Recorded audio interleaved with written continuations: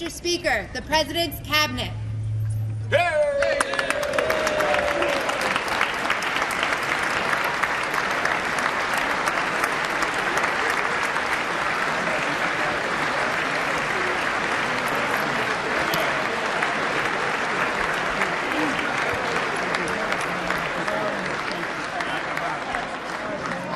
That's true. I should have done better. I should have done way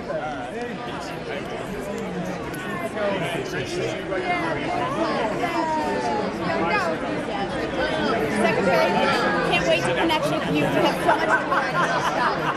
Yes. Exactly.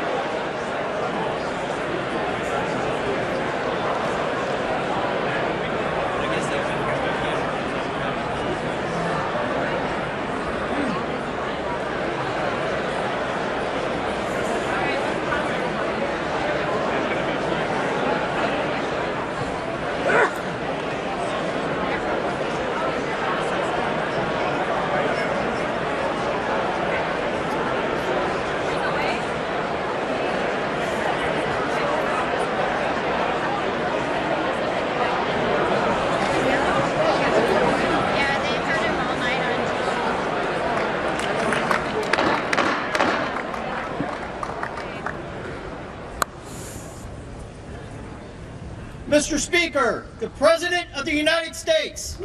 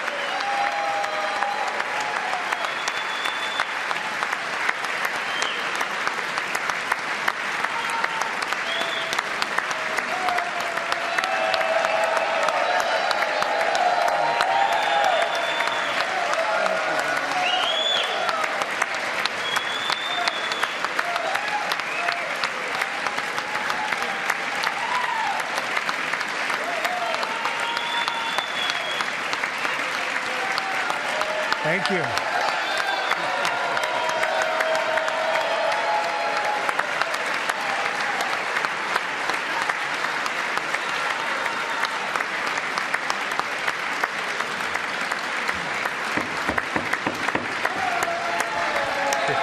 Thank you very much. Thank you very much. It's a great honor. Thank you very much. Speaker Johnson, Vice President Vance, the First Lady of the United States,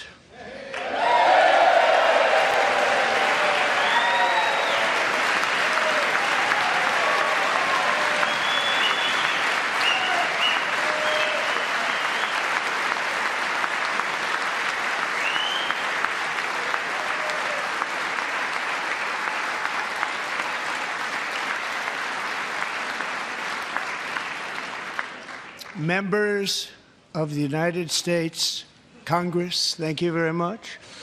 And to my fellow citizens, America is back.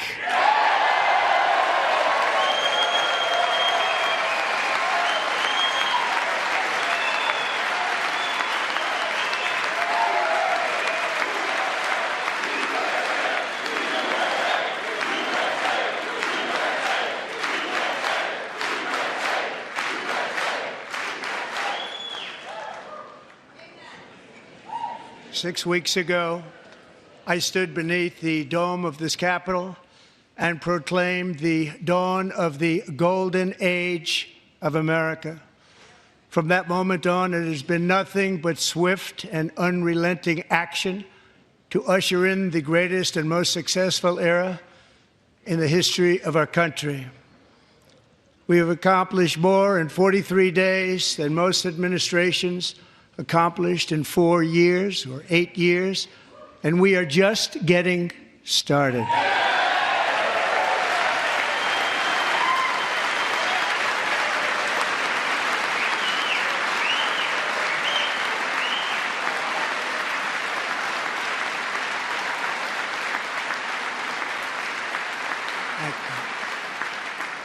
I return to this chamber tonight to report that America's momentum is back, our spirit is back, our pride is back, our confidence is back, and the American dream is surging bigger and better than ever before.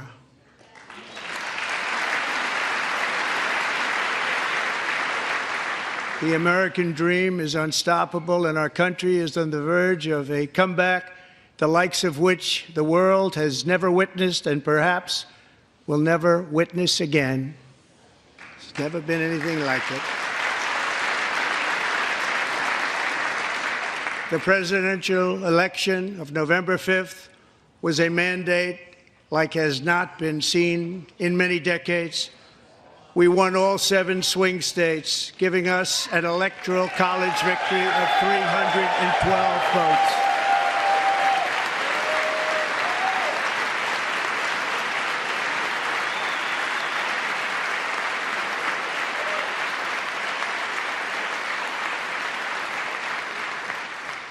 We won the popular vote by big numbers and won counties in our country.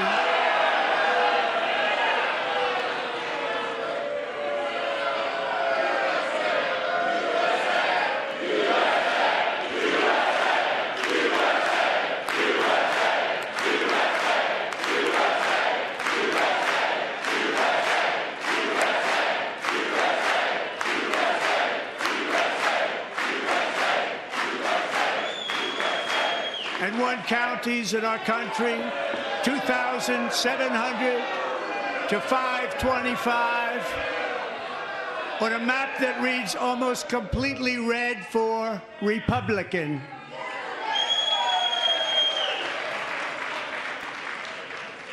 Now, for the first time in modern history, more Americans believe that our country is headed in the right direction than the wrong direction. In fact, it's an astonishing record, 27-point swing, the most ever.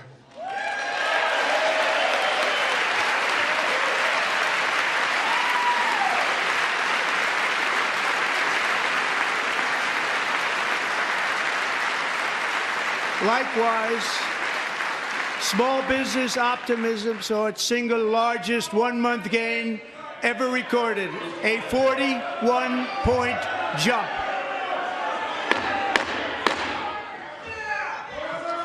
Members are directed to uphold and maintain decorum in the House and to cease any further disruptions. That's your warning.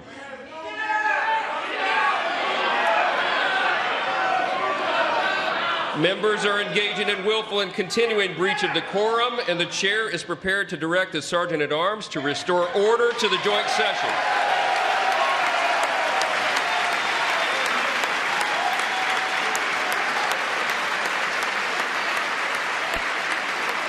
Oh my God, they may actually start kicking some of these Democrats out. This is crazy.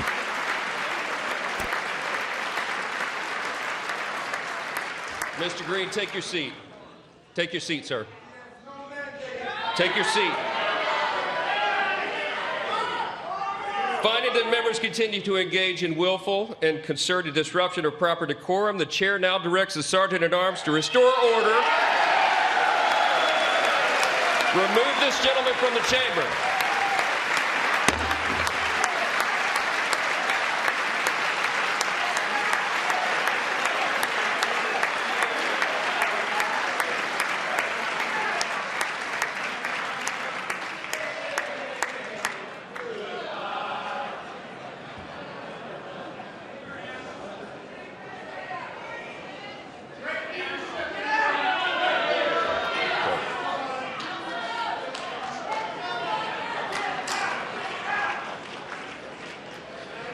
Members are directed to uphold and maintain decorum in the House.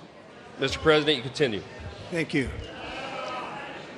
Over the past 6 weeks, I have signed nearly 100 executive orders and taken more than 400 executive actions, a record, to restore common sense, safety, optimism, and wealth all across our wonderful land. The people elected me to do the job, and I'm doing it.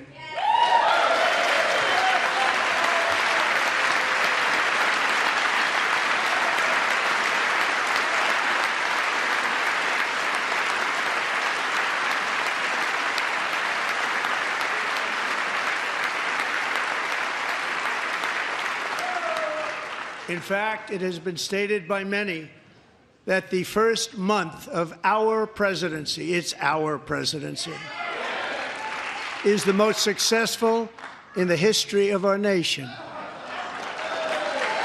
By many.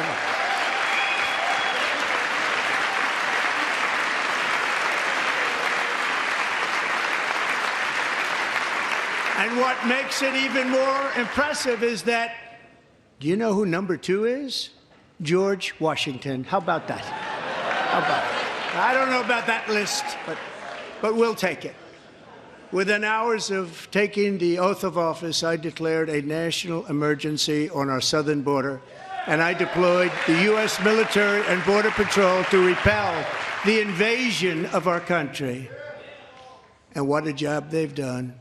As a result, illegal border crossings last month were by far the lowest ever recorded, ever.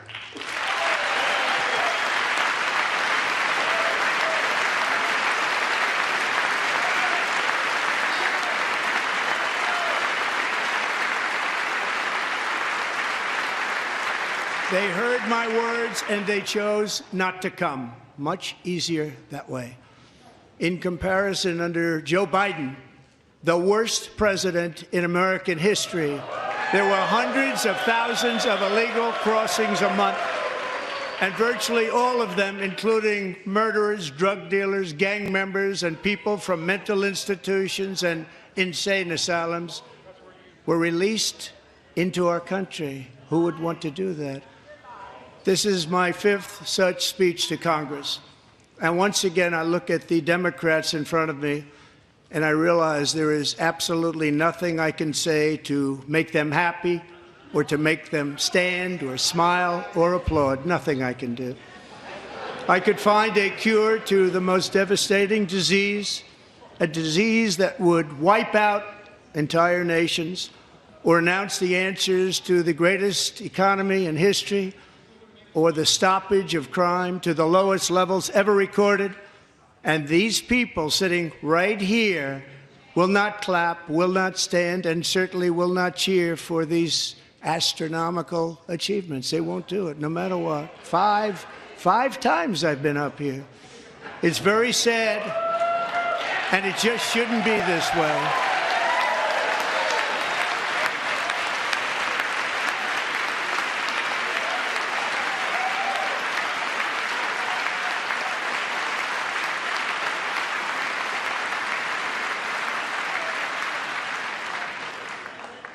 So Democrats sitting before me, for just this one night, why not join us in celebrating so many incredible wins for America? For the good of our nation, let's work together and let's truly make America great again.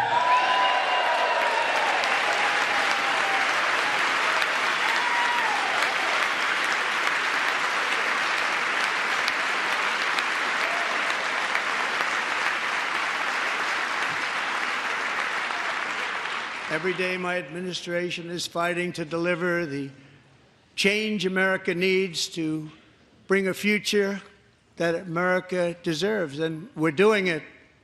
This is a time for big dreams and bold action.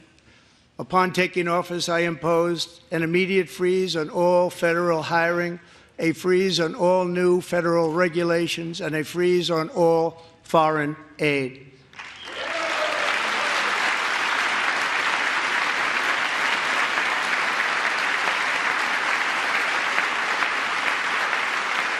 I terminated the ridiculous Green New Scam. I withdrew from the unfair Paris Climate Accord, which was costing us trillions of dollars that other countries were not paying. I withdrew from the corrupt World Health Organization.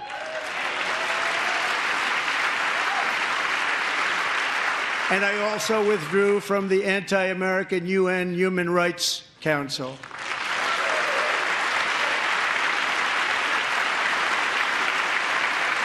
We ended all of Biden's environmental restrictions that were making our country far less safe and totally unaffordable.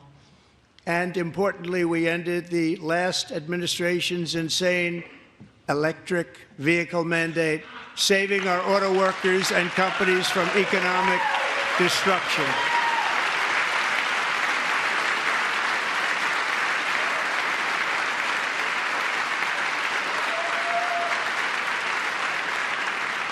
To unshackle our economy, I have directed that for every one new regulation, 10 old regulations must be eliminated, just like I did in my very successful first day.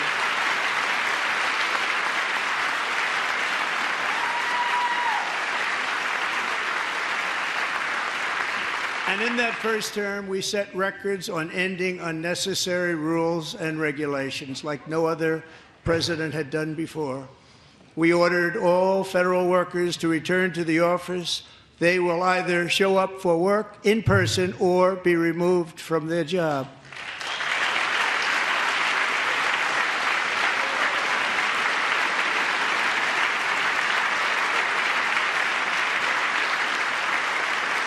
And we've ended weaponized government where, as an example, a sitting president is allowed to viciously prosecute his political opponent, like me.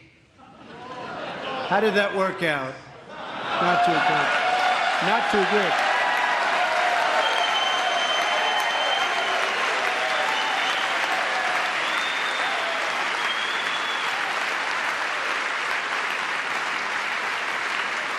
And I have stopped all government censorship and brought back free speech in America. It's back.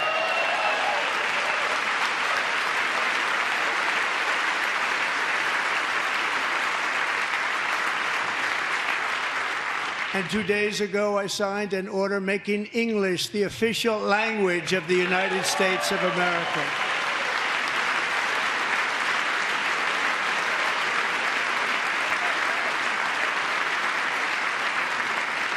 I renamed the Gulf of Mexico the Gulf of America.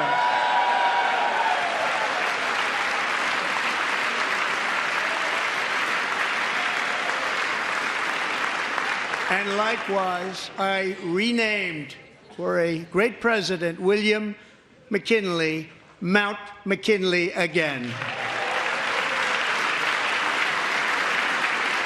Beautiful Alaska. We love Alaska.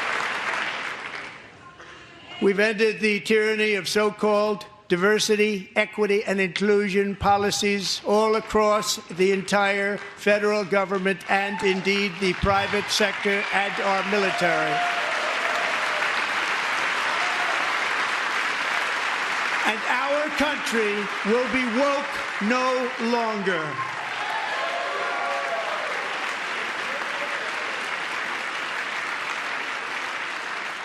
We believe that whether you are a doctor, an accountant, a lawyer, or an air traffic controller, you should be hired and promoted based on skill and competence, not race or gender.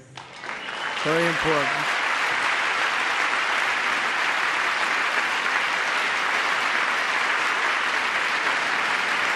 You should be hired based on merit.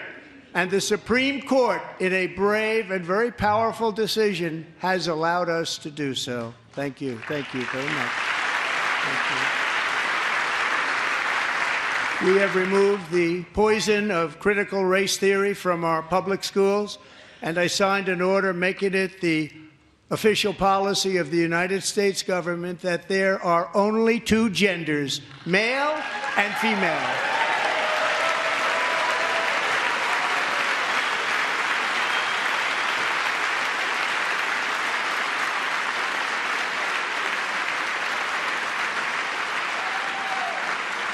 I also signed an executive order to ban men from playing in women's sports.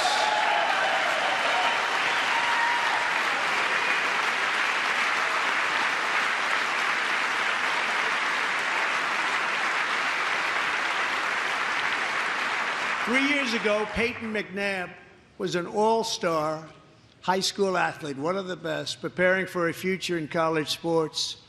But when her girls' volleyball match was invaded by a male, he smashed the ball so hard in Peyton's face, causing traumatic brain injury, partially paralyzing her right side and ending her athletic career. It was a shot like she's never seen before. She's never seen anything like it. Peyton is here tonight in the gallery, and Peyton, from now on, schools will kick the men off the girls' team, or they will lose all federal funding.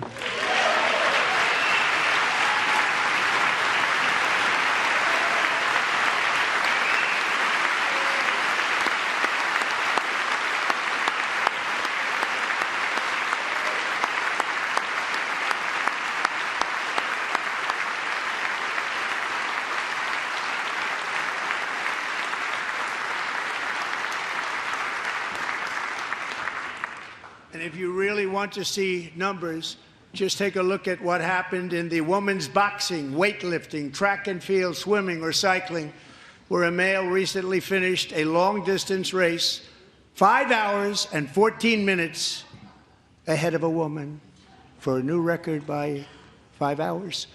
Broke the record by 5 hours. It's demeaning for women, and it's very bad for our country. We're not going to put up with it any longer.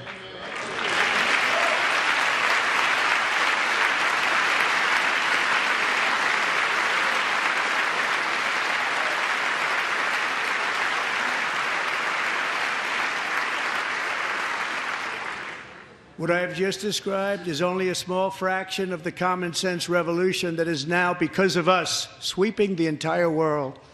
Common sense has become a common theme, and we will never go back. Never. Never going to let that happen. Among my very highest priorities is to rescue our economy and get dramatic and immediate relief to working families. As you know, we inherited from the last administration an economic catastrophe and an inflation nightmare. Their policies drove up energy prices, pushed up grocery costs, and drove the necessities of life out of reach for millions and millions of Americans. They've never had anything like it. We suffered the worst inflation in 48 years, but perhaps even in the history of our country. They're not sure. As president, I'm fighting every day to reverse this damage and make America affordable again.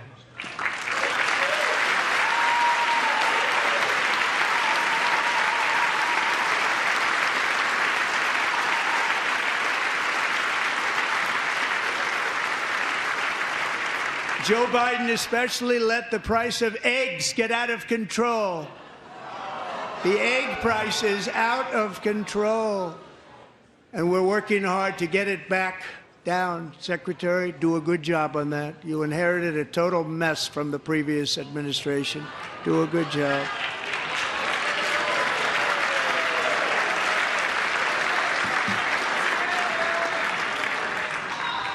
A major focus of our fight to defeat inflation is rapidly reducing the cost of energy.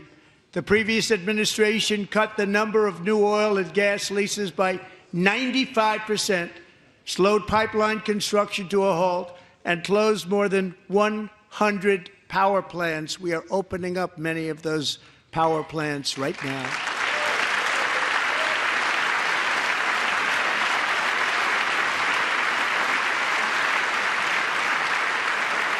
And frankly, we have never seen anything like it. That's why on my first day in office, I declared a national energy emergency. As you've heard me say many times, we have more liquid gold under our feet than any nation on earth, and by far. And now I fully authorize the most talented team ever assembled to go and get it. It's called Drill, Baby, Drill.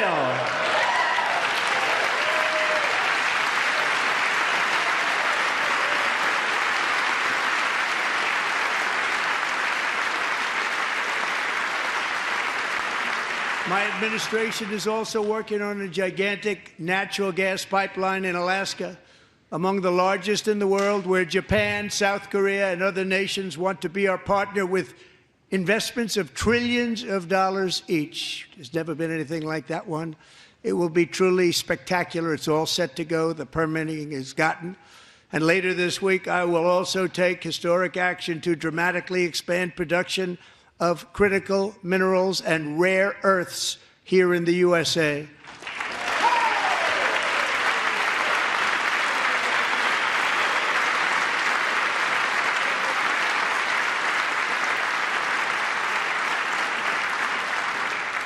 To further combat inflation, we will not only be reducing the cost of energy, but will be ending the flagrant waste of taxpayer dollars.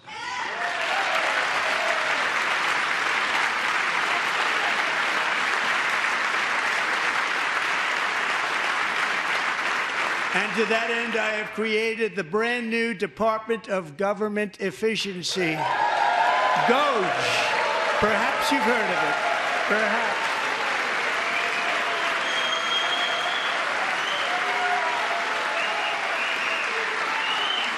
Which is headed by Elon Musk, who is in the gallery tonight.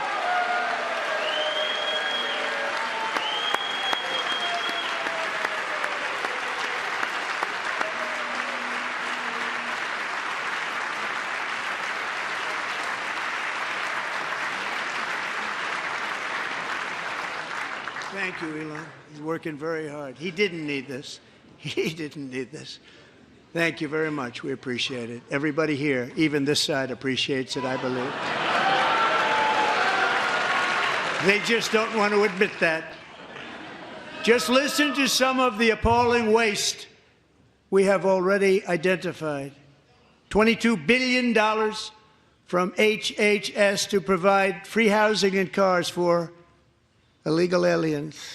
$45 million for diversity, equity, and inclusion scholarships in Burma, $40 million to improve the social and economic inclusion of sedentary migrants. Nobody knows what that is. $8 million to promote LGBTQI+ in the African nation of Lesotho, which nobody has ever heard of. $60 million for indigenous peoples and Afro-Colombian empowerment in Central America. $60 million. $8 million for making mice transgender. This is real. $32 million for a left-wing propaganda operation in Moldova. $10 million for male circumcision in Mozambique.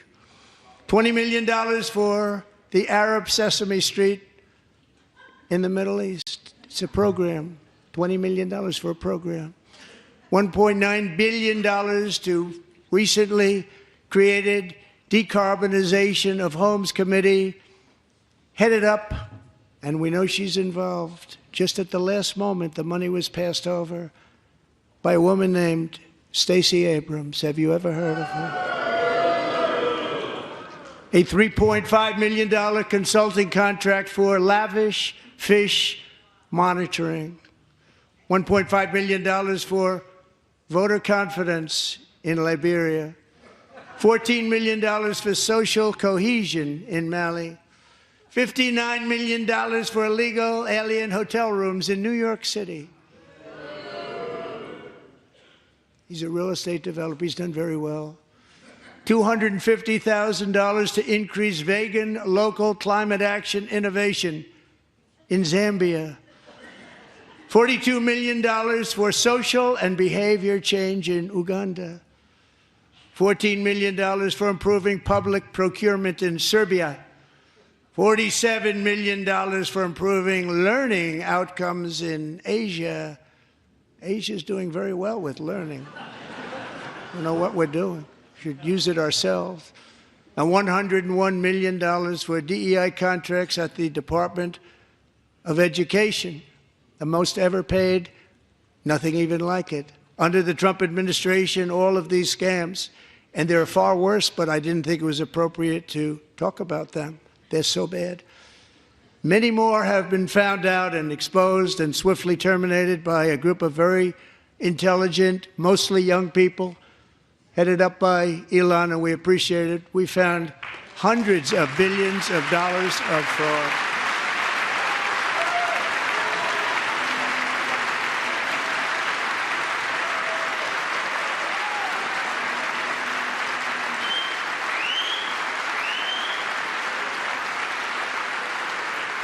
And we've taken back the money and reduced our debt to fight inflation and other things. Taking back a lot of that money. We got it just in time. This is just the beginning. The Government Accountability Office, a federal government office, has estimated annual fraud of over $500 billion in our nation, and we are working very hard to stop it. We're going to. We're also identifying shocking levels of incompetence and probable fraud in the Social Security program for our seniors, and that our seniors and people that we love rely on. Believe it or not, government databases list 4.7 million Social Security members from people aged 100 to 109 years old. It lists 3.6 million people from ages 110 to 119. I don't know any of them. I know some people that are rather elderly, but not quite that elderly. 3.47 million people from ages 120 to 129. 3.9 million people from ages 130 to 139. 3.5 million people from ages 140 to 149. And money is being paid to many of them, and we're searching right now. In fact, Pam, good luck. Good luck. You're going to find it. But a lot of money is paid out to people because it just keeps getting paid, and nobody does, and it really hurts Social Security and hurts our country. 1.3 million people from ages 150 to 159, and over 130,000 people, according to the Social Security databases, are age over 160 years old. Can you imagine? We have a healthier country Wow. than I thought, Bobby.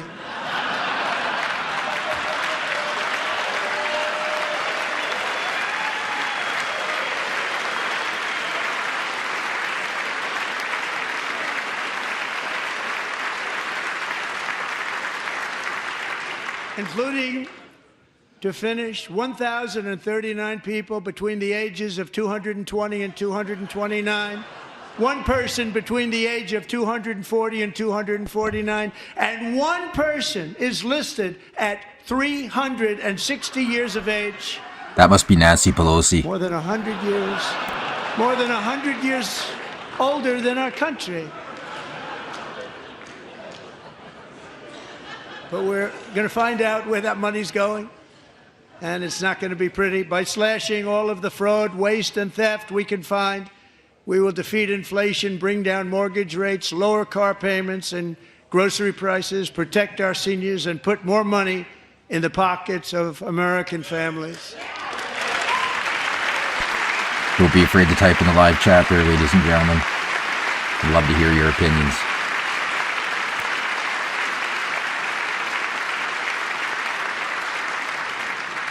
And today, interest rates took a beautiful drop, big, beautiful drop. It's about time. And in the near future, I want to do what has not been done in 24 years, balance the federal budget. We're going to balance it.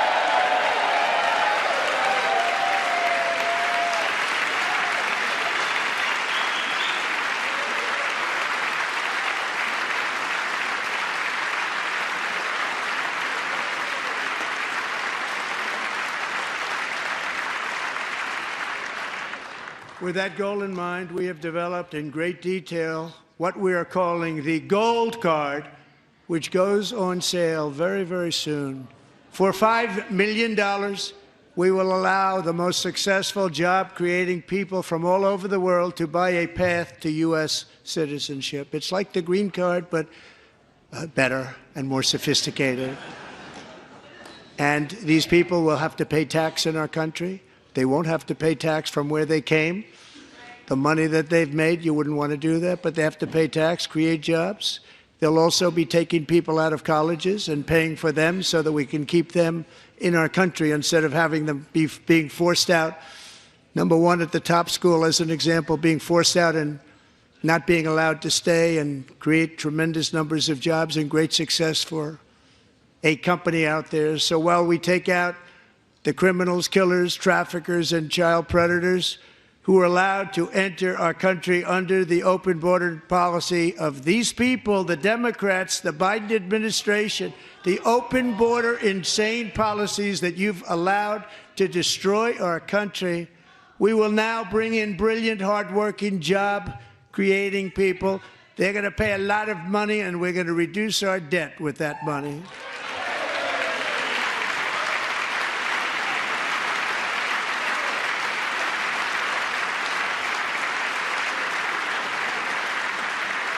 Americans have given us a mandate for bold and profound change. For nearly 100 years, the federal bureaucracy has grown until it has crushed our freedoms, ballooned our deficits, and held back America's potential in every possible way.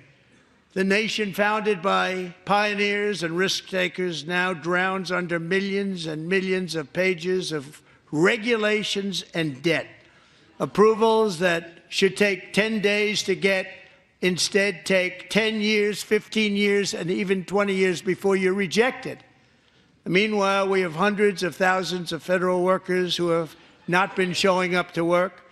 My administration will reclaim power from this unaccountable bureaucracy, and we will restore true democracy to America again.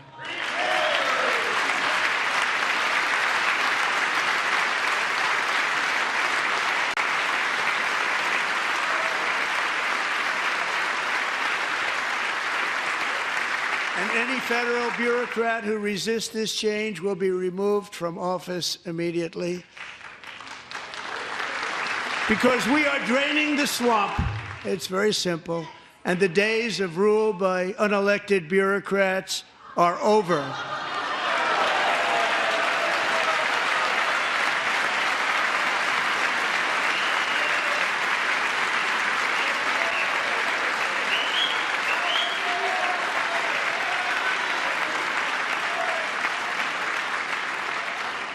And the next phase of our plan to deliver the greatest economy in history is for this Congress to pass tax cuts for everybody. They're in there. They're waiting for you to vote.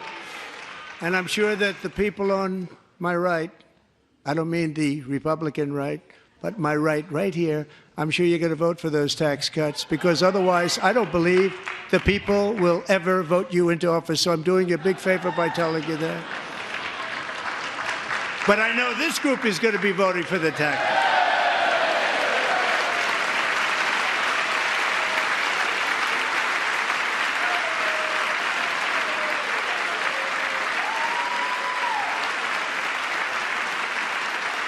Thank you.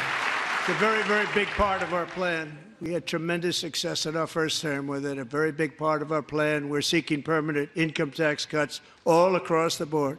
And to get urgently needed relief to Americans hit especially hard by inflation, I'm calling for no tax on tips, no tax on overtime, and no tax on Social Security benefits for our great seniors.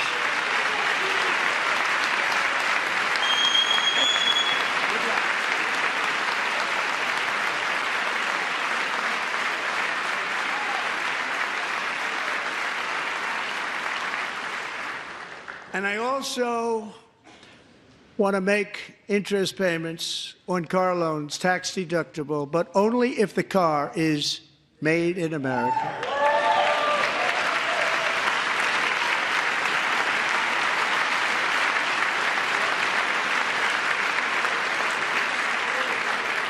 And by the way, we're going to have growth in the auto industry like nobody's ever seen. Plants are opening up all over the place. Deals are being made. Never seen. That's a combination of the election win and tariffs. It's a beautiful word, isn't it? That, along with our other policies, will allow our auto industry to absolutely boom. It's going to boom. Spoke to the majors today, all three, the top people, and they're so excited. In fact, already numerous car companies have announced that they will be building massive automobile plants in America, with Honda just announcing a new plant in Indiana, one of the largest anywhere in the world.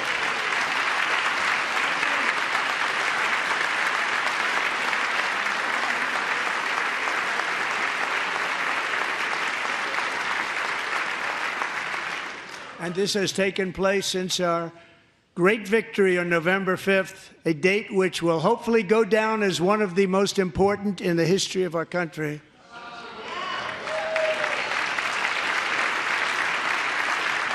In addition, as part of our tax cuts, we want to cut taxes on domestic production and all manufacturing. And just as we did before, we will provide 100% expensing. It will be retroactive to January 20th, 2025. And it was one of the main reasons why our tax cuts were so successful in our first term, giving us the most successful economy in the history of our country. First term. We had a great first term.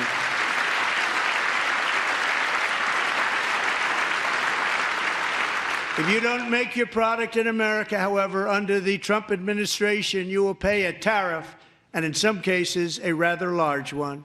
Other countries have used tariffs against us for decades, and now it's our turn to start using them against those other countries. On average, the European Union, China, Brazil, India, Mexico, and Canada, have you heard of them? And countless other nations charge us tremendously higher tariffs than we charge them. It's very unfair. India charges us auto tariffs higher than 100%. China's average tariff on our products is twice what we charge them.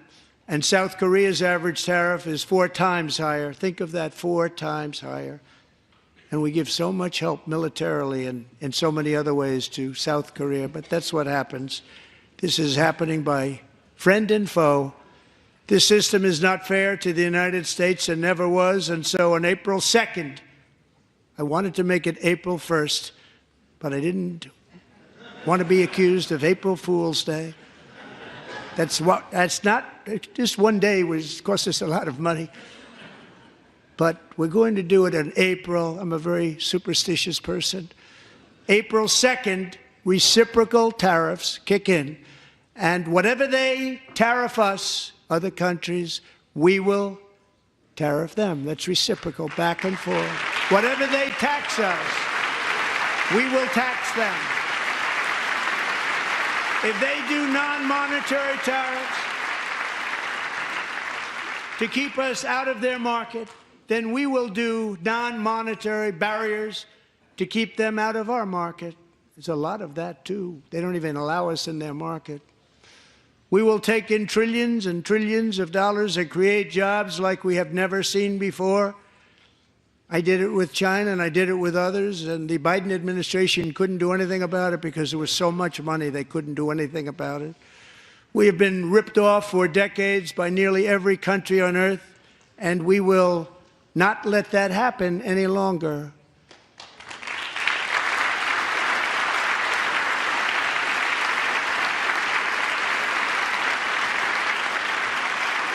Much has been said over the last 3 months about Mexico and Canada, but we have very large deficits with both of them. But even more importantly, they've allowed fentanyl to come into our country at levels never seen before, killing hundreds of thousands of our citizens and many very young, beautiful people, destroying families.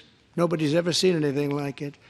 They are, in effect, receiving subsidies of hundreds of billions of dollars. We pay subsidies to Canada and to Mexico of hundreds of billions of dollars, and the United States will not be doing that any longer. We're not going to do it any longer.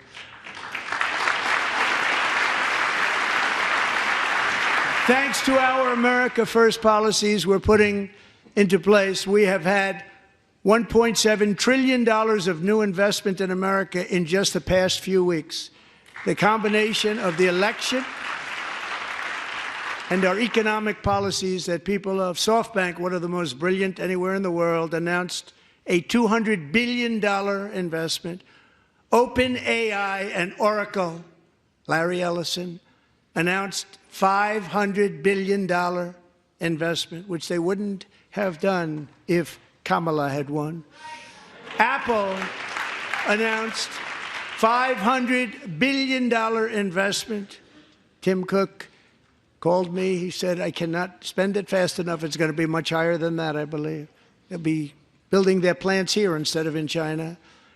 And just yesterday, Taiwan Semiconductor, the biggest in the world, most powerful in the world, has a tremendous amount, 97% of the market, announced a $165 billion investment to build the most powerful chips on earth right here in the USA.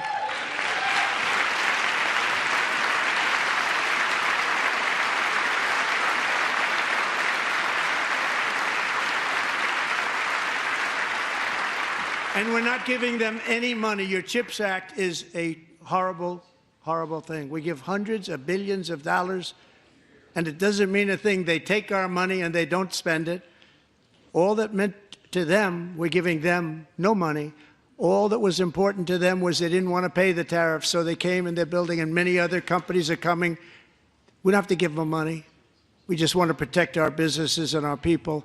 And they will come because they won't have to pay tariffs if they build in America. So it's very amazing. You should get rid of the CHIP Act, and whatever's left over, Mr. Speaker, you should use it to reduce debt or any other reason you want to.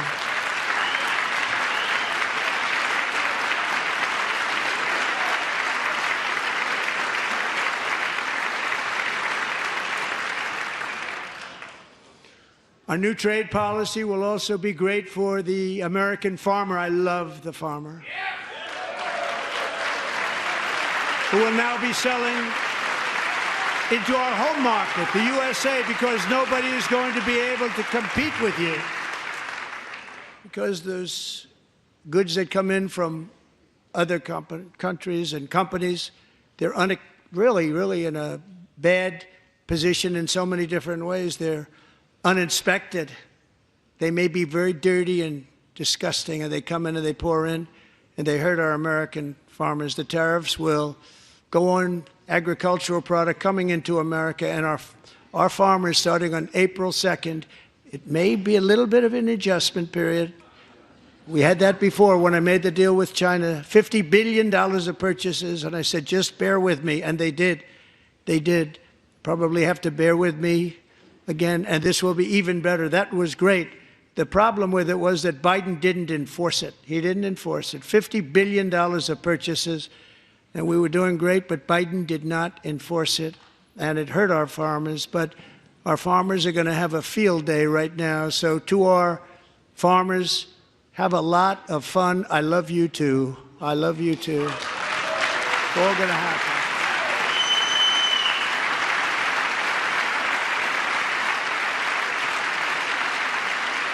And I have also imposed a 25% tariff on foreign aluminum, copper, lumber, and steel, because if we don't have, as an example, steel and lots of other things, we don't have a military, and frankly, we just won't have a country very long. Here today is a proud American steelworker, fantastic person from Decatur, Alabama, Jeff Denard. Has been working at the same steel plant for 27 years in a job that has allowed him to serve as the captain of his local volunteer fire department, raise 7 children with his beautiful wife, Nicole, and over the years provide a loving home for more than 40 foster children. So great, Jeff.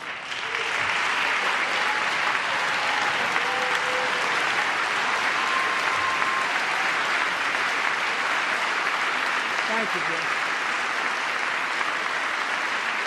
Thank you, Jeff.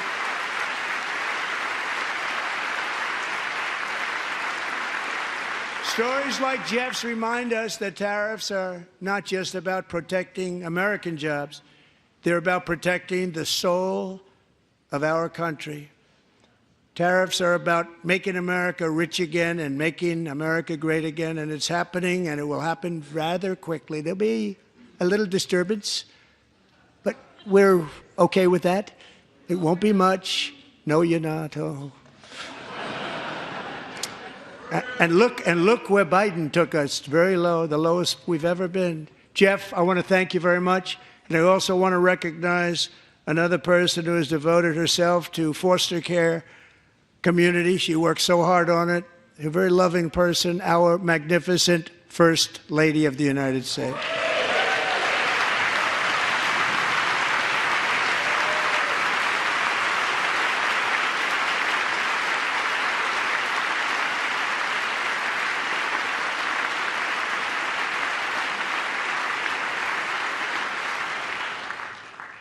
Melania's work has yielded incredible results, helping prepare our nation's future leaders as they enter the workforce. Our First Lady is joined by 2 impressive young women, very impressive. Haley Ferguson, who benefited from the First Lady's Fostering the Future initiative and is poised to complete her education and become a teacher. And Elliston Berry, who became a victim of an illicit deepfake image produced by a peer. With Elliston's help, the Senate just passed the Take It Down Act, and this is so important. Thank you very much, John. John Thune, thank you. Stand up, John. Thank you, John.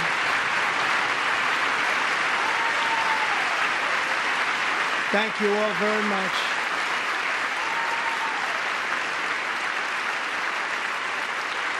Thank you. And thank you to John Thune and the Senate. Great job. To criminalize the publication of such images online is a terrible, terrible thing. And once it passes the House, I look forward to signing that bill into law. Thank you. And I'm going to use that bill for myself, too, if you don't mind. Because nobody gets treated worse than I do online. Nobody. That's great. Thank you very much to the Senate. Thank you. But if we truly care about protecting Americans' children, no step is more crucial than securing America's borders. Over the past 4 years, 21 million people poured into the United States. Many of them were murderers, human traffickers, gang members, and other criminals from the streets of dangerous cities all throughout the world. Because of Joe Biden's insane and very dangerous open border policies, they are now strongly embedded in our country, but we are getting them out and getting them out fast.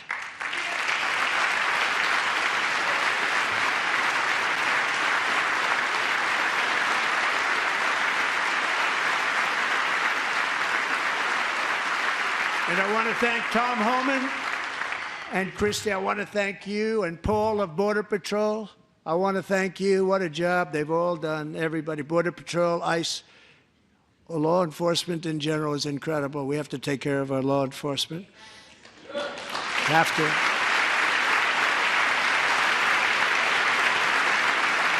Last year,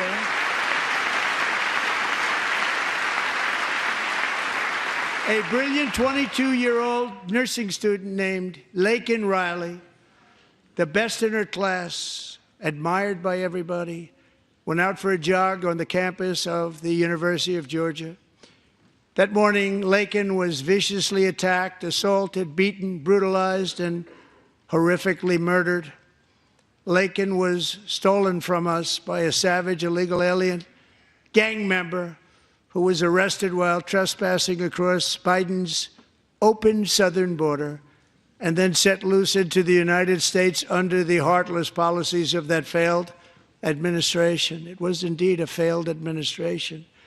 He had then been arrested and released in a Democrat-run sanctuary city, a disaster, before ending the life of this beautiful young angel. With us this evening are Laken's beloved mother, Allison, and her sister, Lauren.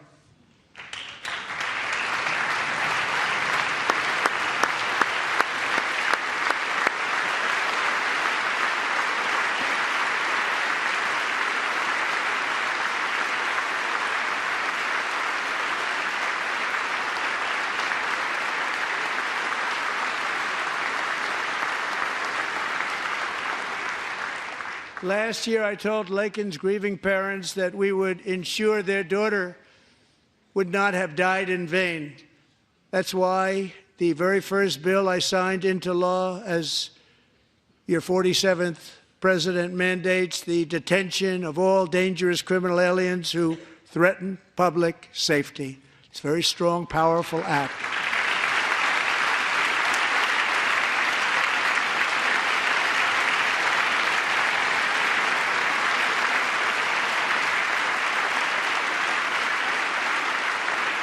It's called the Laken-Riley Act. So Allison and Lauren, America will never, ever forget our beautiful Laken Hope Riley.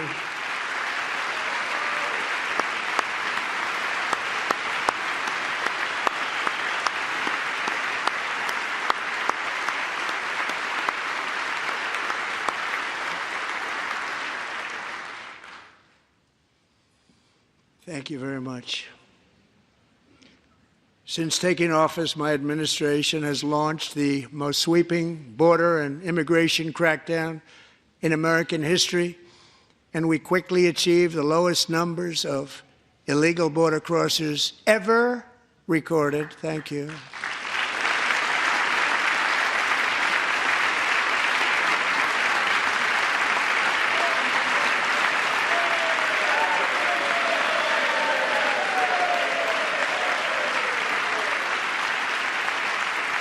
The media and our friends in the Democrat Party kept saying we needed new legislation, we must have legislation to secure the border. But it turned out that all we really needed was a new president.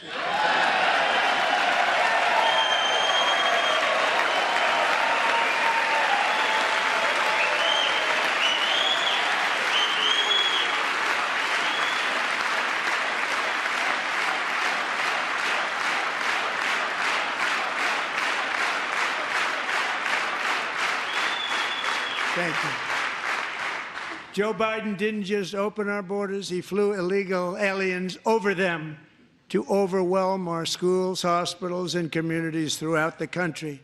Entire towns like Aurora, Colorado, and Springfield, Ohio, buckled under the weight of the migrant occupation and corruption like nobody's ever seen before.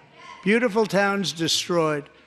Now, just as I promised in my inaugural address, we are achieving the great liberation of America.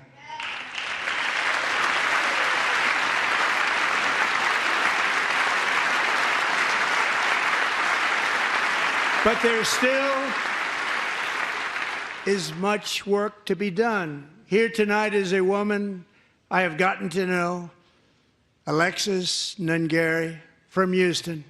Wonderful woman. Last June, Alexis's 12-year-old daughter, her precious Jocelyn, walked to a nearby convenience store.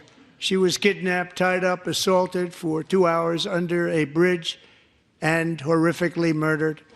Arrested and charged with this heinous crime are 2 illegal alien monsters from Venezuela, released into America by the last administration through their ridiculous open border. The death of this beautiful 12-year-old girl and the agony of her mother and family touched our entire nation greatly. Alexis, I promised that we would always remember your daughter, your magnificent daughter, and earlier tonight, I signed an order keeping my word to you. One thing I have learned about Jocelyn is that she loved animals so much. She loved nature. Across Galveston Bay, from where Jocelyn lived in Houston, you will find a magnificent national wildlife refuge, a pristine, peaceful, 34,000-acre sanctuary for all of God's creatures on the edge of the Gulf of America. Alexis, moments ago, I formally renamed that refuge in loving memory of your beautiful daughter, Jocelyn. So, Mr. Vice President, if you would, may I have the order?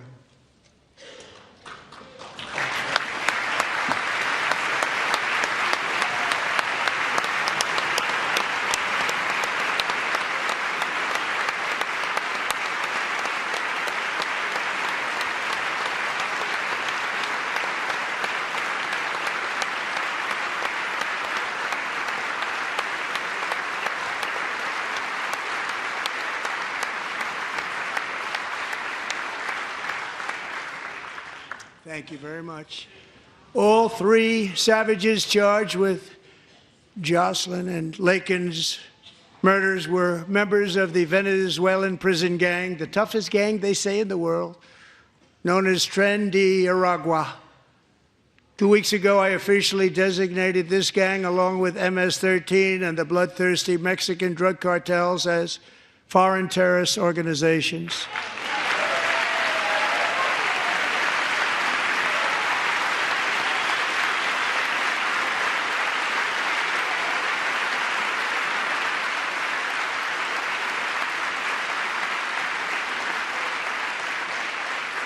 They are now officially in the same category as ISIS, and that's not good for them.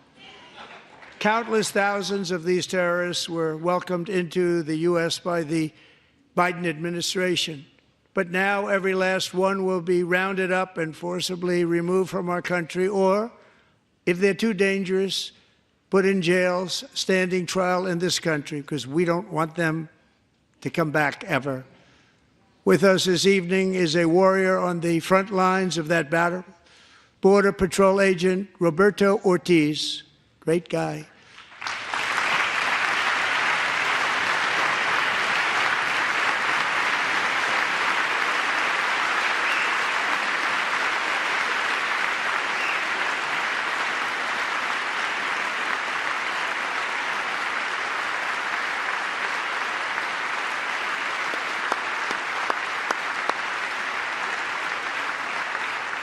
In January, Roberto and another agent were patrolling by the Rio Grande near an area known as Cartel Island. Doesn't sound too nice to me. When heavily armed gunmen started shooting at them. Roberto saw that his partner was totally exposed, at great danger, and he leapt into action, returning fire and providing crucial seconds for his fellow agent to seek safety, just barely. I have some of the prints of that event, and it was not good. Agent Ortiz, we salute you for your great courage and for your line of fire that you took and for the bravery that you showed. We honor you, and we will always honor you. Thank you, Roberto, very much.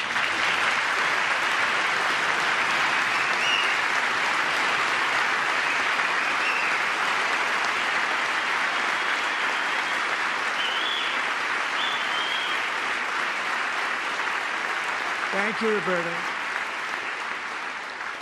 And I actually got to know him on my many calls to the border.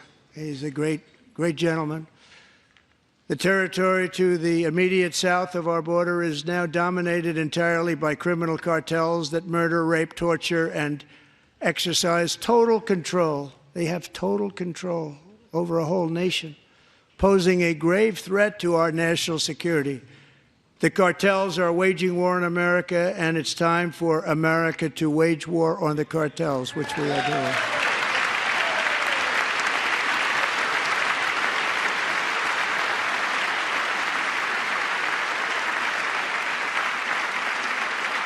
Five nights ago, Mexican authorities, because of our tariff policies being imposed on them, think of this, handed over to us 29 of the biggest cartel leaders in their country. That has never happened before. They want to make us happy.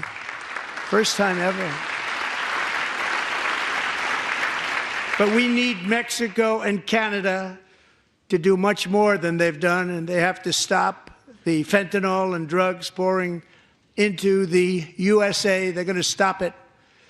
I have sent Congress a detailed funding request laying out exactly how we will eliminate these threats to protect our homeland and complete the largest deportation operation in American history, larger even than current record holder President Dwight D. Eisenhower, a moderate man, but someone who believed very strongly in borders.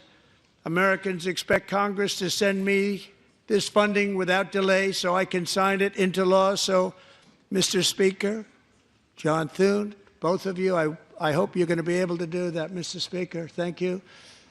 Mr. Leader, thank you. Thank you very much. And let's get it to me. I'll sign it so fast, you won't even believe it.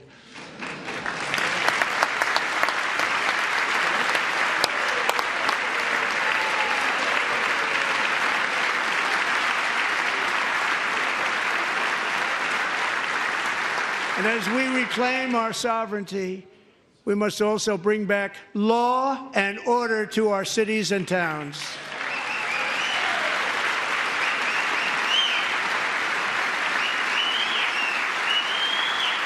In recent years, our justice system has been turned upside down by radical left lunatics.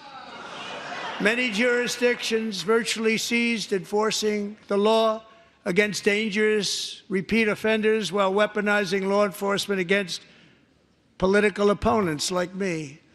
My administration has acted swiftly and decisively to restore fair, equal, and impartial justice under the constitutional rule of law, starting at the FBI and the DOJ. Pam, good luck.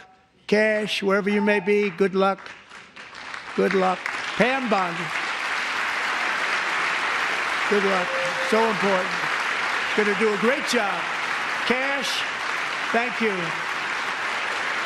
Thank you, Cash.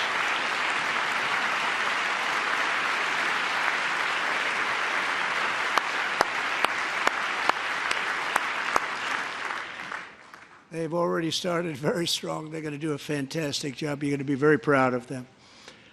We're also once again giving our police officers the support, protection, and respect they so dearly deserve. They have to get it. They have such a hard, dangerous job, but we're going to make it less dangerous.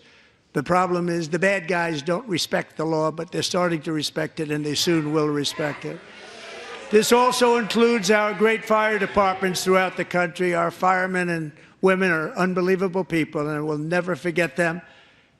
And besides that, they voted for me in record numbers, so I have no choice.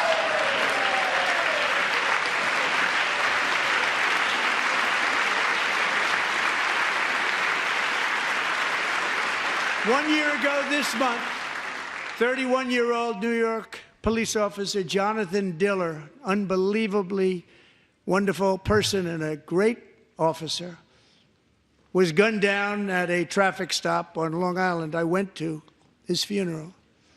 The vicious criminal charged with his murder had 21 prior arrests, and they were rough arrests, too. He was a real bad one. The thug in the seat next to him had 14 prior arrests and went by the name of Killer. He was Killer. He killed other people, they say, a lot of them. I attended Officer Diller's service, and when I met his wife and one-year-old son, Ryan, it was very inspirational, actually. His widow's name is Stephanie, and she is here tonight. Stephanie, thank you very much, Stephanie. Thank you very much.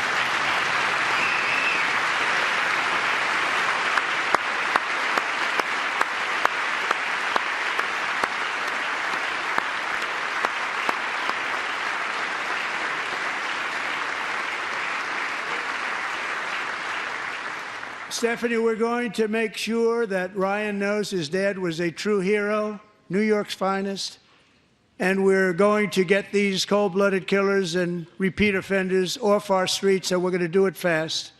Got to stop it. They get out with 28 arrests. They push people into subway trains. They hit people over the head, back of the head with baseball bats. We got to get them out of here. I've already signed an executive order requiring a mandatory death penalty for anyone who murders a police officer, and tonight I'm asking Congress to pass that policy into permanent law.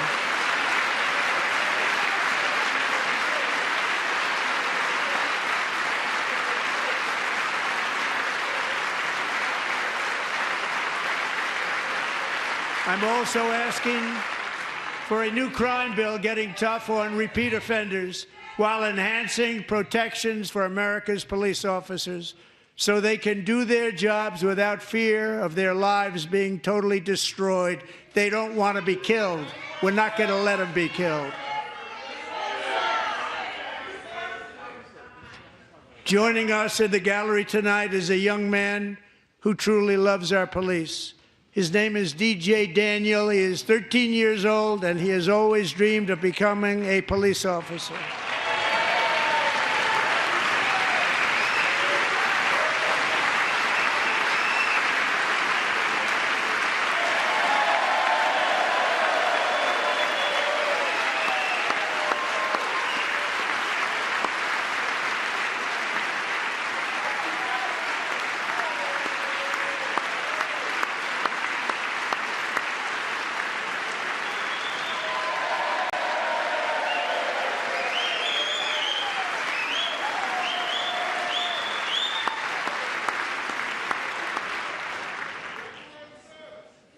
But in 2018, DJ was diagnosed with brain cancer. The doctors gave him 5 months at most to live. That was more than 6 years ago.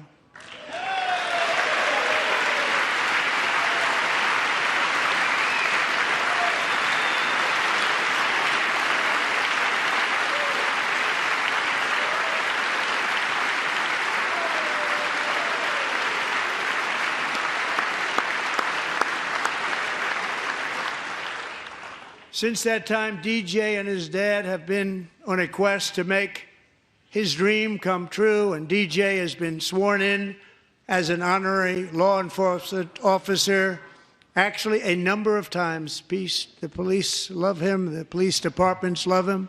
And tonight, DJ, we're going to do you the biggest honor of them all. I am asking our new Secret Service Director, Sean Curran, to officially make you an agent of the United States Secret Service.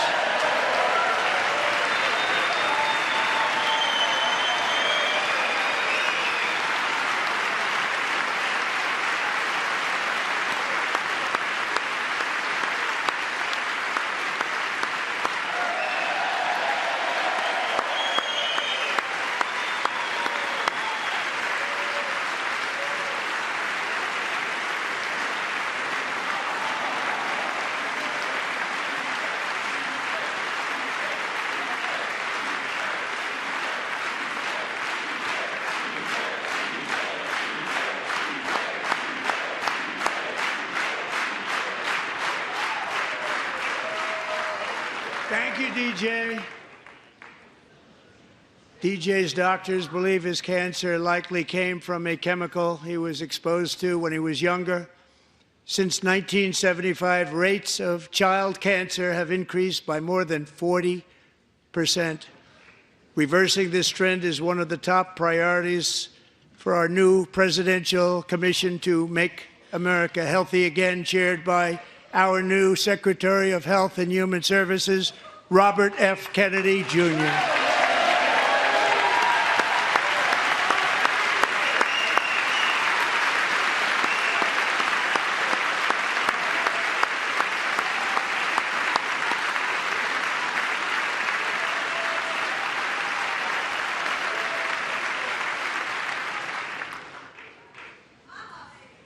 With the name Kennedy, you would have thought everybody over here would have been cheering. How quickly they forget. Our goal is to get toxins out of our environment, poisons out of our food supply, and keep our children healthy and strong. As an example, not long ago, and you can't even believe these numbers, 1 in 10,000 children had autism, 1 in 10,000. And now it's 1 in 36. There's something wrong. 1 in 36. Think of that. So we're going to find out what it is, and there's nobody better than Bobby and all of the people that are working with you. You have the best to figure out what is going on. Okay, Bobby? Good luck. It's a very important job. Thank you.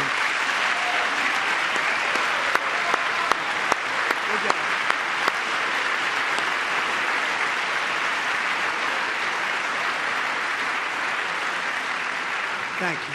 My administration is also working to protect our children from toxic ideologies in our schools. A few years ago, January Littlejohn and her husband discovered that their daughter's school had secretly socially transitioned their 13-year-old little girl. Teachers and administrators conspired to deceive January and her husband while encouraging her daughter to use a new name and pronouns. They, them pronoun, actually, all without telling January, who is here tonight and is now a courageous advocate against this form of child abuse. January, thank you. Thank you. Thank you very much.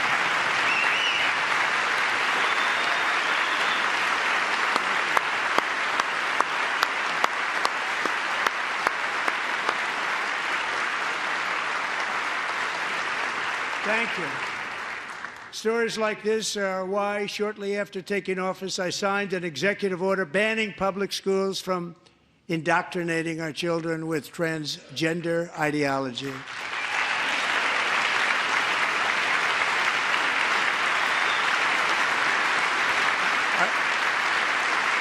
I also signed an order to cut off all taxpayer funding to any institution that engages in the sexual mutilation of our youth.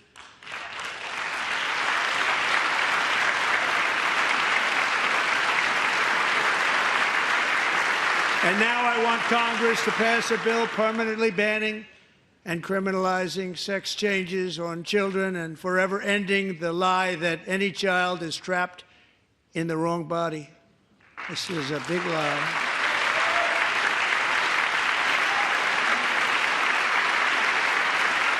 And our message to every child in America is that you are perfect exactly the way God made you.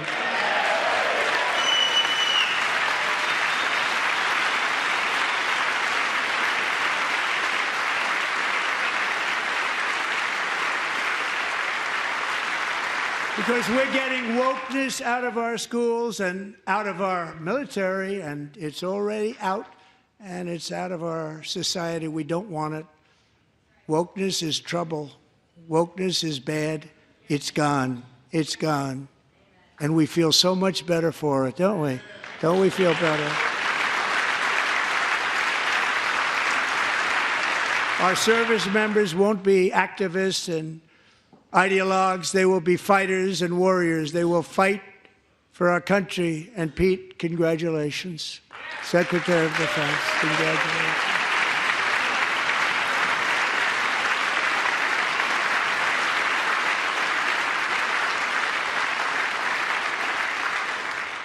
And he's not big into the woke movement, I can tell you. I know him well. I am pleased to report that in January, the U.S. Army had its single best recruiting month in 15 years, and that all armed services are having among the best recruiting results ever in the history of our services. What a difference.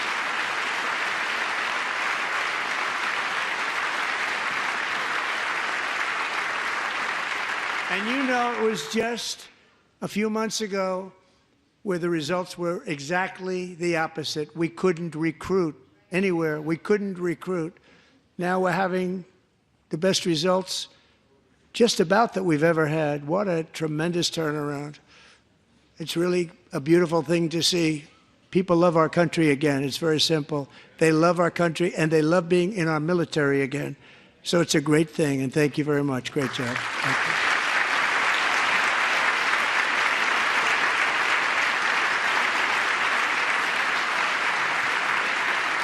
We're joined tonight by a young man, Jason Hartley, who knows the weight of that call of duty. Jason's father, grandfather, and great-grandfather all wore the uniform. Jason tragically lost his dad, who was also a Los Angeles County Sheriff's deputy when he was just a boy, and now he wants to carry on the family legacy of service.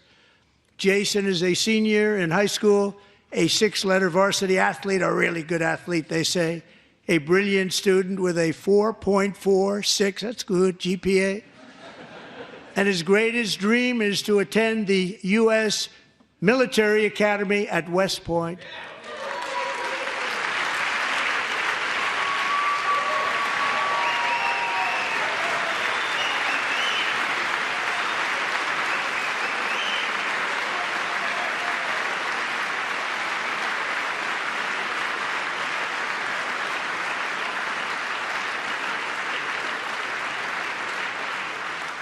And Jason, that's a very big deal getting in. That's a hard one to get into. But I'm pleased to inform you that your application has been accepted. You will soon be joining the Corps of Cadets.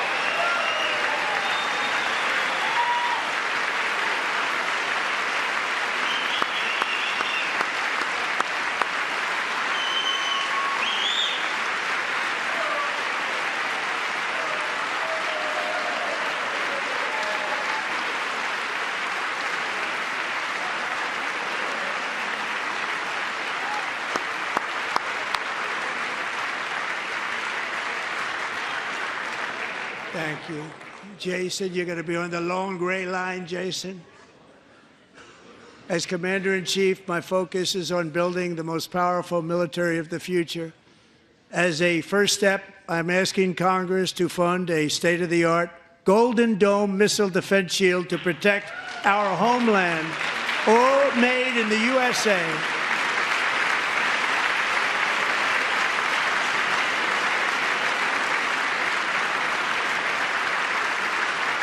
And Ronald Reagan wanted to do it long ago, but the technology just wasn't there, not even close. But now we have the technology. It's incredible, actually. And other places, they have it. Israel has it. Other places have it. And the United States should have it too, right, Tim, right? They should have it too. So I want to thank you. But it's a very, very important. This is a very dangerous world. We should have it. We want to be protected, and we're going to protect our citizens like never before. To boost our defense industrial base, we are also going to resurrect the American shipbuilding industry, including commercial shipbuilding and military shipbuilding.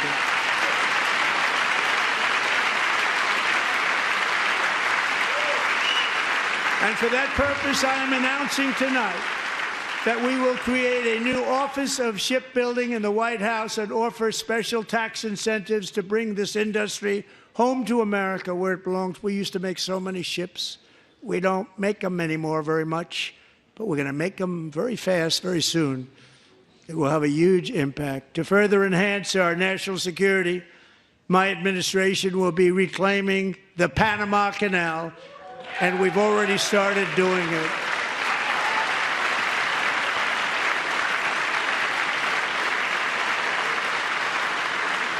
Just today, a large American company announced they are buying both ports around the Panama Canal and lots of other things having to do with the Panama Canal and a couple of other canals. The Panama Canal was built by Americans for Americans, not for others, but others could use it. But it was built at tremendous cost of American blood and treasure. 38,000 workers died building the Panama Canal. They died of malaria. They died of snake bites and mosquitoes. Not a nice place to work.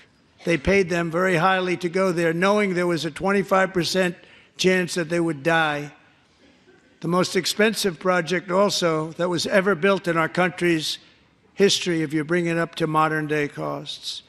It was given away by the Carter administration for $1, but that agreement has been violated very severely. We didn't give it to China. We gave it to Panama, and we're taking it back.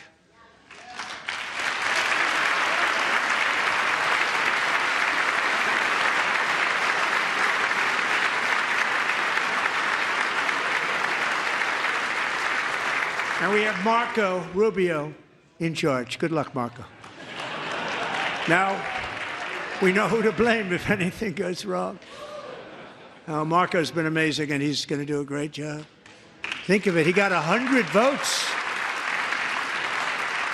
You know, he was approved with actually 99, but the 100th was this gentleman, and I feel very certain. So let's assume he got 100 votes. And I'm either very, very happy about that or I'm very concerned about it. But he's already proven. I mean, he's a great gentleman. He's respected by everybody, and we appreciate you voting for Marco. He's going to do a fantastic job. Thank you. Thank you. He's doing a great job. Great job. And I also have a message tonight for the incredible people of Greenland. We strongly support your right to determine your own future. And if you choose, we welcome you into the United States of America. We need Greenland for national security and even international security, and we're working with everybody involved to try and get it. But we need it really for international world security, and I think we're going to get it. One way or the other, we're going to get it. We will keep you safe. We will make you rich, and together we will take Greenland to heights like you have never thought possible before. It's a very small population, but very, very large piece of land and very, very important for military security. America is once again standing strong against the forces of radical Islamic terrorism. 3.5 years ago, ISIS terrorists killed 13 American service members and countless others in the Abbey Gate bombing during the disastrous and incompetent withdrawal from Afghanistan. Not that they were withdrawing, it was the way they withdrew. Perhaps the most embarrassing moment in the history of our country.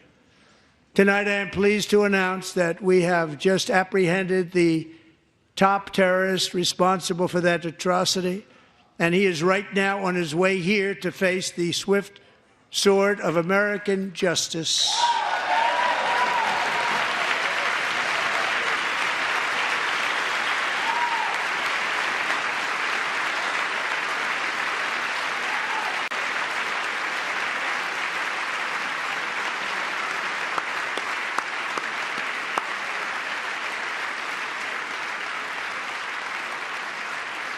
And I want to thank especially the government of Pakistan for helping arrest this monster. This was a very momentous day for those 13 families who I actually got to know very well, most of them, whose children were murdered, and the many people that were so badly, over 42 people, so badly injured on that fateful day in Afghanistan. What a horrible day.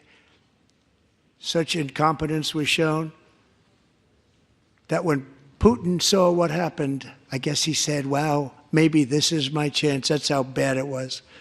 Should have never happened. Grossly incompetent people. I spoke to many of the parents and loved ones, and they're all in our hearts tonight.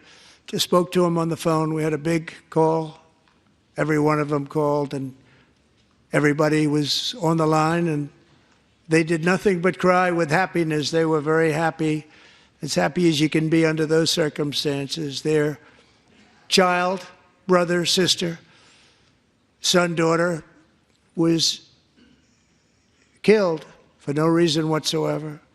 In the Middle East, we're bringing back our hostages from Gaza.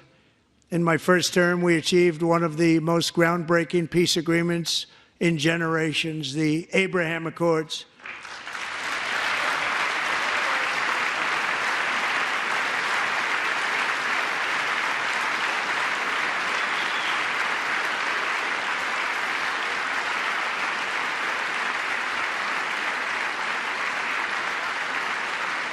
And now we're going to build on that foundation to create a more peaceful and prosperous future for the entire region. A lot of things are happening in the Middle East. People have been talking about that so much lately with everything going on with Ukraine and Russia.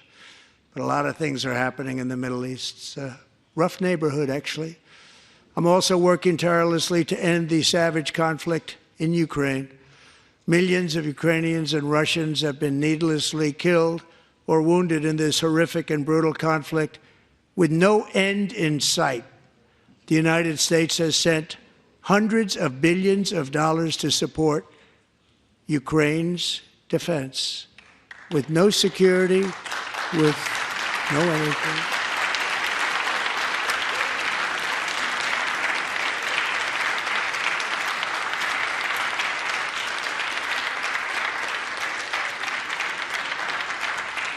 Do you want to keep it going for another 5 years? Yeah, you would say Pocahontas says yes.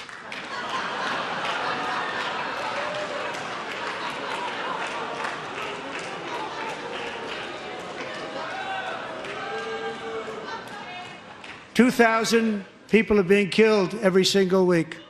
More than that. They're Russian young people. They're Ukrainian young people. They're not Americans. But I want it to stop.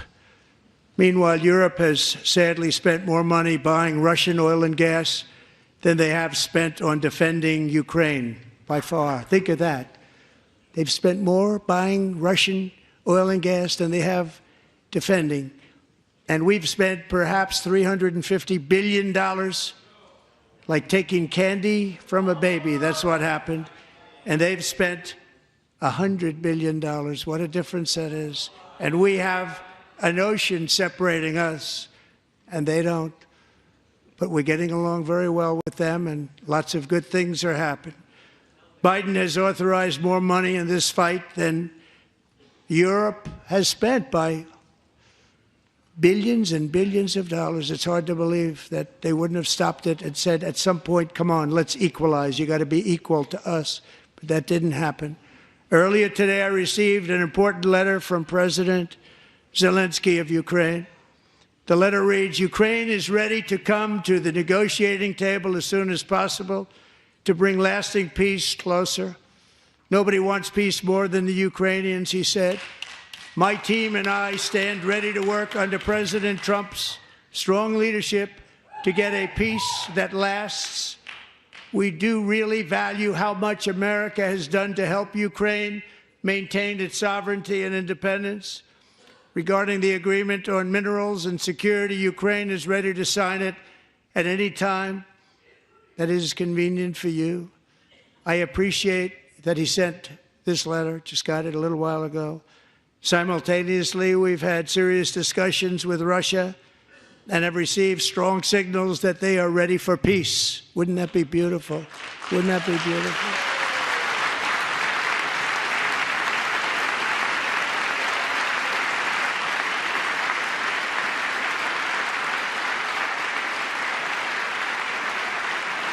Wouldn't that be beautiful?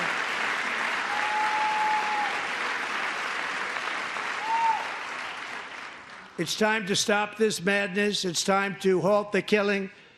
It's time to end this senseless war. If you want to end wars, you have to talk to both sides. Nearly 4 years ago, amid rising tensions, a history teacher named Mark Fogel was detained in Russia and sentenced to 14 years in a penal colony. Rough stuff. The previous administration barely lifted a finger to help him. They knew he was innocent, but they had no idea where to begin. But last summer, I promised his 95-year-old mother, Malphine, that we would bring her boy safely back home. After 22 days in office, I did just that, and they are here tonight.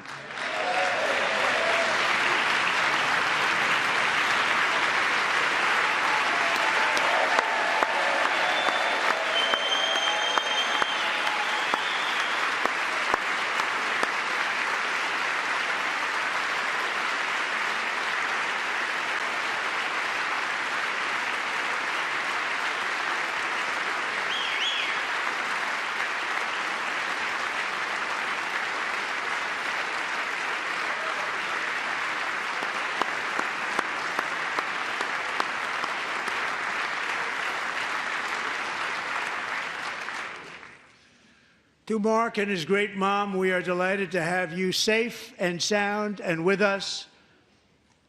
As fate would have it, Mark Fogel was born in a small rural town in Butler, Pennsylvania. Have you heard of it?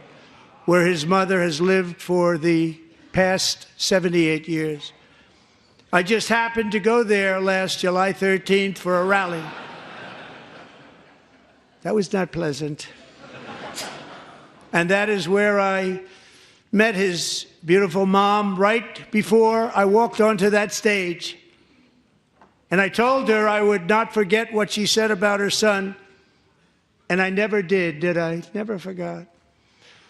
Less than 10 minutes later, at that same rally, gunfire rang out, and a sick and deranged assassin unloaded 8 bullets from his sniper's perch into a crowd of many thousands of people.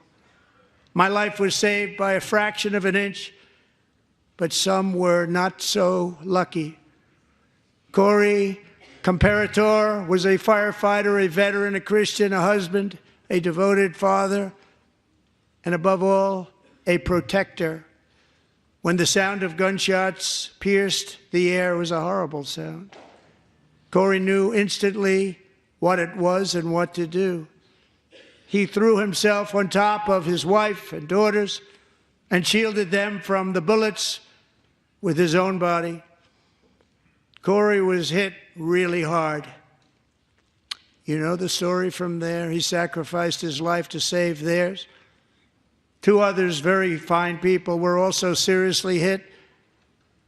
But thankfully, with the help of 2 great country doctors, we thought they were gone and they were saved. So those doctors had great talent.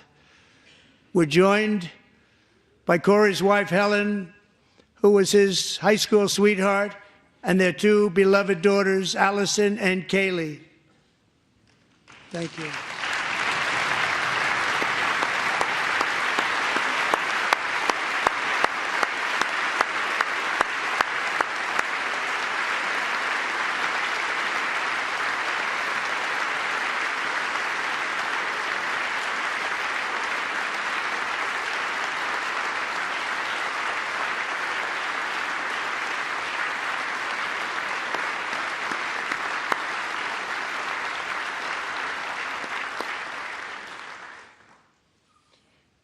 To Helen, Allison, and Kaylee, Corey is looking down on his 3 beautiful ladies right now, and he is cheering you on. He loves you.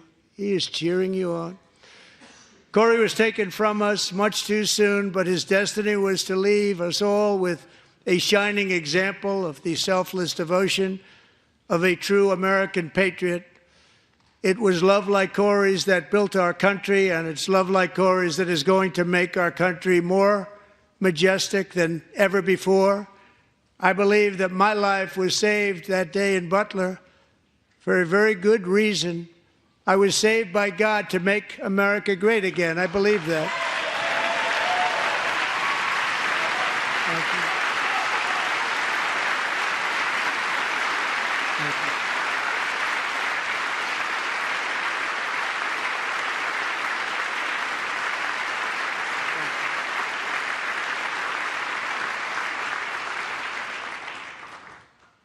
Thank you very much. From the patriots of Lexington and Concord to the heroes of Gettysburg and Normandy, from the warriors who crossed the Delaware to the trailblazers who climbed the Rockies, and from the legends who soared at Kitty Hawk to the astronauts who touched the moon, Americans have always been the people who defied all odds, transcended all dangers, made the most extraordinary sacrifices, and did whatever it took to defend our children, our country, and our freedom.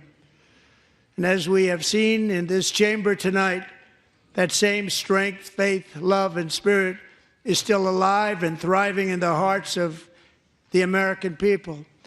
Despite the best efforts of those who would try to censor us, silence us, break us, destroy us, Americans are today a proud, free, sovereign, and independent nation that will always be free, and we will fight for it till death. We will never let anything happen to our beloved country, because we are a country of doers, dreamers, fighters, and survivors. Our ancestors crossed a vast ocean, strode into the unknown wilderness, and carved their fortunes from the rock and soil of a perilous and very dangerous frontier. They chased our destiny across a boundless continent. They built the railroads, laid the highways, and graced the world with American marvels like the Empire State Building, the mighty Hoover Dam, and the towering Golden Gate Bridge. They lit the world with electricity, broke free of the force of gravity, fired up the engines of American industry, vanquished the communists, fascists, and Marxists all over the world, and gave us countless modern wonders sculptured out of iron, glass, and steel. We stand on the shoulders of these pioneers who won and built the modern age, these workers who poured their sweat into the skylines of our cities, these warriors who shed their blood on fields of battle and gave everything they had for our rights and for our freedom. Now it is our time to take up the righteous cause of American liberty. And it is our turn to take America's destiny into our own hands and begin the most thrilling days in the history of our country. This will be our greatest era. With God's help, over the next 4 years, we are going to lead this nation even higher, and we are going to forge the freest, most advanced, most dynamic, and most dominant civilization ever to exist on the face of this earth.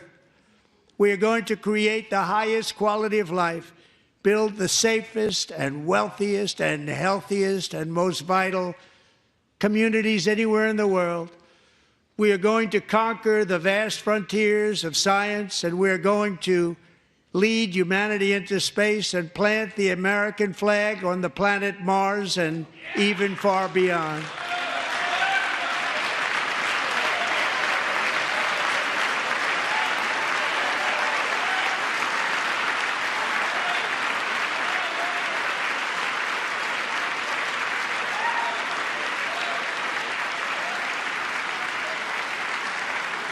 And through it all, we are going to rediscover the unstoppable power of the American spirit. And we are going to renew unlimited promise of the American dream. Every single day, we will stand up and we will fight, fight, fight for the country our citizens believe in and for the country our people deserve.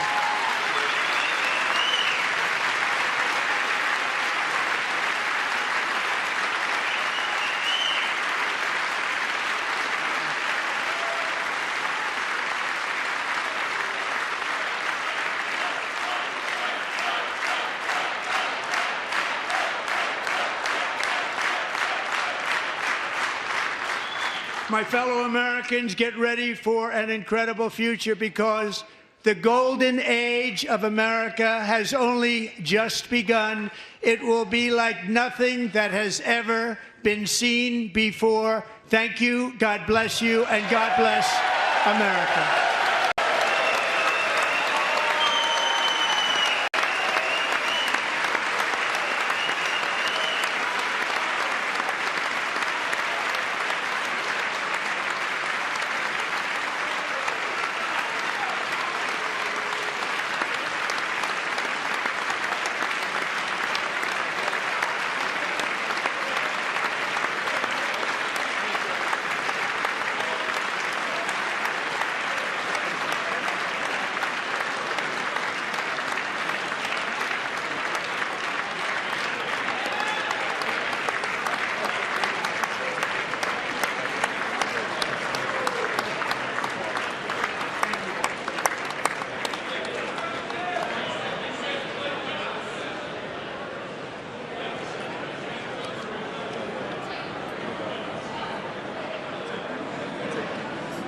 Thank you very much. Great job. Thank you.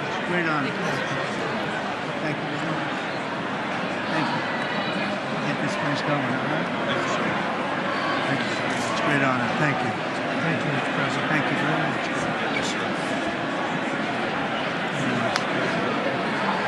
Thank you very much. Appreciate it. Thank you. See you soon. Teaching young people to love America. Well, I'm trying to. Great guy. Thank you. That's your favorite. Thank you. Thank you. Thank you very much. Appreciate it. Howard. Thank you again. Thank you again. Won't forget. So good. Yeah, it's good. So good, sir. Thank you. Terrific, Mr. Really terrific. Really outstanding. Thanks. Thank you. Yes, sir. Thank you. Good job, Mr. President. Thanks. Thank you. We got you. Great. Mr. President, one of your best speeches. Thanks again, Mr. President. Thank you, Mr. President. Thanks for the phone call last night, too. Thank you. You know that. Thank you very much. I'll do it. Just give me the information. I'm not going to get it, please. Sorry. Thank you, everybody. Great speech, Mr. President. Great speech. Thank you. Best speech ever. Yes. Good. Congratulations. Good job. Can you sign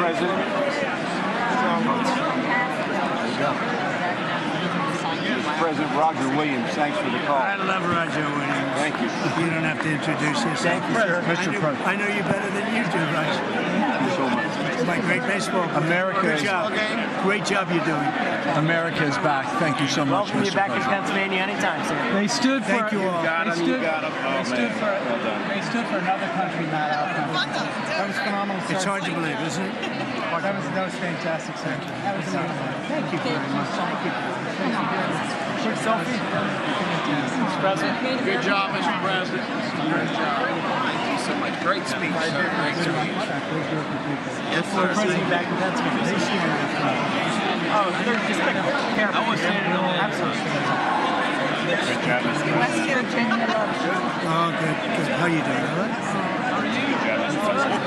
Did you get a chance to shake his hand earlier? Do you want me to get a picture of you shaking his hand or anything? You're good. Thank you very much. Let's do biofilm. Thank you, darling. Great, sir. Thank you. I love you. Best speech on the floor ever.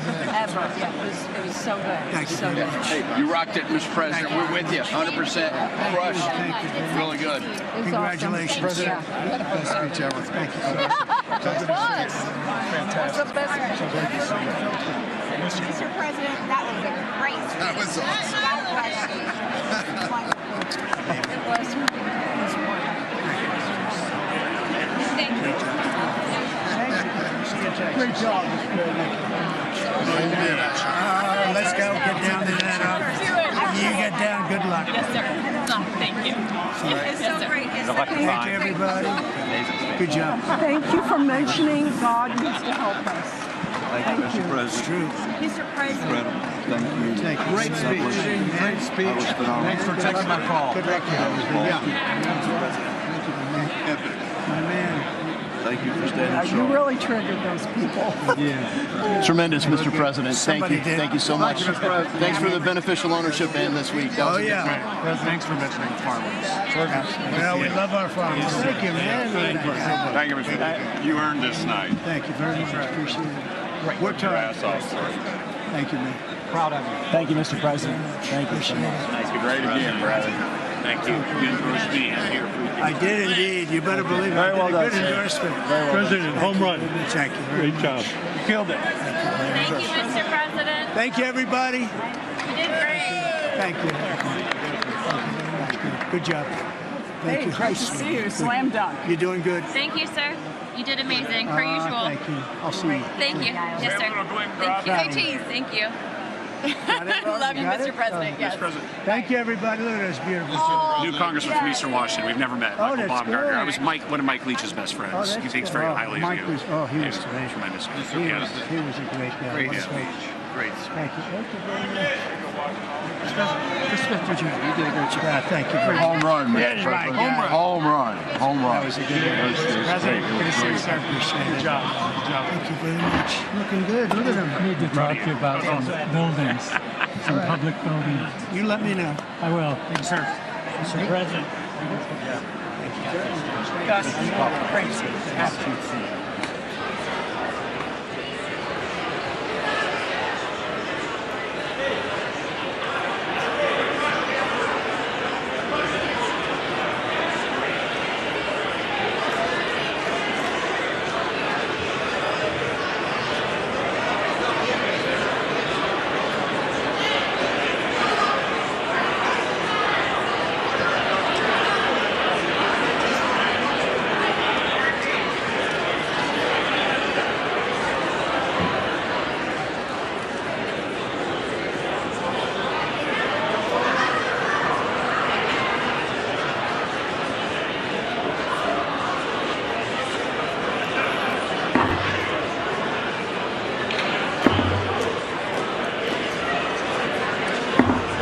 The House will be in order.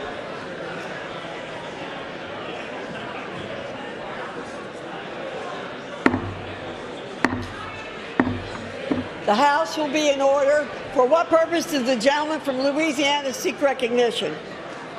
Speaker, I move that the message of the President be referred to the Committee of the whole House on the State of the Union and ordered printed. Without objection.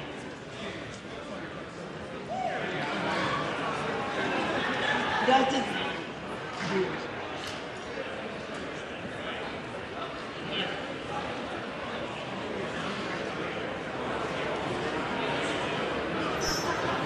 There's something to that State of the Union, because I thought it was only after a 5-year address or something along that lines. I thought, yeah, I'm not quite sure how that works. Does the gentleman from Louisiana have a motion? Madam Speaker, I move that the House now stand adjourned. The question is on the motion to adjourn. Those in favor say aye. Those opposed, no. The ayes have it. The motion is agreed to. Accordingly, the House stands adjourned until 10 a.m. tomorrow for morning hour debate.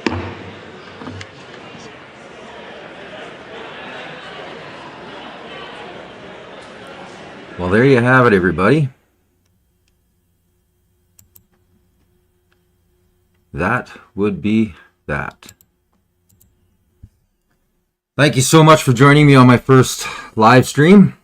I got to work out all these bugs. This is all new to me. It looks like my camera just quit. There we go. Anyways, thank you guys so much for joining me. As we know, the Liberal Party is going to be picking a new leader over the weekend.